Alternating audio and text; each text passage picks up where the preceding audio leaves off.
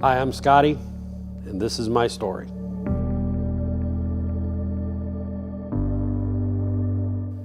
"12 years ago, I walked out of the Medina County Jail and walked to Kathy's house, a 3/4 way sober house for men in Medina. I was an alcoholic, I needed help, and I reached out to the men in the meeting that afternoon. 5 of them came out, extended their hands and said, "We want to help you, it's going to get better." In the house, I met some of the guys in the house, and I walked there with just the clothes on my back that I had been arrested in 3 months prior. They knew I didn't have anything, but they were willing to share. They found the things that they had extra of and they gave it to me. And when I would say, "Hey man, I'll pay you back," or "I'll get it back to you," or "I'll buy you a new one," they'd say, "No, you just help the next guy." Through Kathy's house, there was a bond, a brotherhood of guys trying to get sober, and we leaned on each other, we relied on one another, we supported one another, and it wasn't just inside the house, it was in the meetings of Medina, Brunswick, Lodi. We went through the steps, we supported each other doing that. I never thought I would find a brotherhood, a bond, or have that feeling of just complete friendship and support of the people that I was around. I never thought I'd find that again. We came to New Hope about 2 years ago, and we fell in love with the teaching, we fell in love with the church, but we needed more. And through marriage groups and marriage classes, we ended up in a small group. And this whole time I've been praying for a men's group, praying for a buddy, praying for a friend that I knew I could reach out to, that he could reach out to me, that we would hold each other accountable, we would support one another, lift each other up. And in our small group, I started to find that. Pretty soon, men's fraternity started last fall. And I thought I was going to be able to go to it. I had it worked out with my boss, and he changed jobs. And my new boss didn't like God, he didn't like the church, and he certainly didn't like me. So I was out. I didn't get to go to men's fraternity. And I got self-pitying. Oh, this is par for the course. This is the way it goes for me. Just beating myself up and stomping my feet because I couldn't go to men's fraternity. But I didn't give God time to act. I didn't give God time to show off. Because Lance come up to me and said, "Hey, we're doing it on Saturday morning. Can you make that?" I said, "Yeah."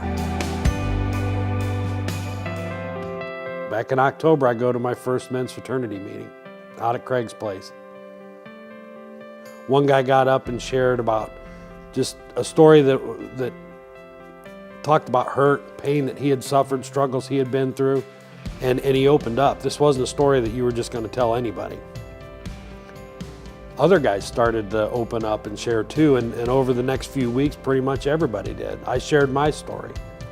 I found out that there were guys like me who had struggled with alcoholism, among other things, and we felt like we'd be able to help each other. I started to find that bond, that brotherhood, that unconditional love, that feeling of support and being lifted up by your brothers. And I found that in men's fraternity. Through losing my job of no fault of my own, I got to be a part of a lot of the things that went on with the food donations, going up and picking up, taking them to locations around the community and outside the community. And yes, I even took them to Kathy's house. One time somebody must have prayed for toothpaste because we got a half a pallet of it. And I got to take some up to Kathy's, and I thought that was all we had of the toothpaste. 2 weeks ago, I got to ride up with Craig and pick up again, and Pat was up there. And Pat was really adamant that a certain number of things that were going to be loaded up and sent back here, he was adamant that they had to go to the veterans. It was weighing on his heart. God was telling him, "Hey man, I want this stuff to go here." And he made sure we all knew it before we left. And I kind of saw where he was going, and I said, "Pat," I said, "you see that Colgate and the Speed Stick and the body soap up there?" And he said, "Yeah." And I said, "I got a place that's close to my heart that could really use that stuff." And he goes, "Okay, where?" And I said, "It's Kathy's house in Medina." Sure enough, I get a text on Sunday morning from Pat. "Hey brother, I just wanted you to know, I made that delivery to Kathy's, you're all good." When you get involved in these communities, these groups, these small groups, these men's groups, identity, CR, whatever it may be, When you start getting into community here at New Hope, you're surrounding yourself with people who love you for who you are, that will take your struggles, your past, your scars, your pain, and maybe relate to it with their own, but it doesn't identify you. You know, we're all family here. And when we get in these tight groups, we can rely on each other. When somebody has surgery, we're making up a list of who's bringing food. When somebody's struggling with something, we're praying for them.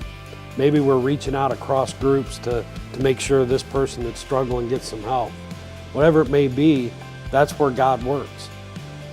Because when we bond together like that, we become stronger. Men's fraternity has grown leaps and bounds.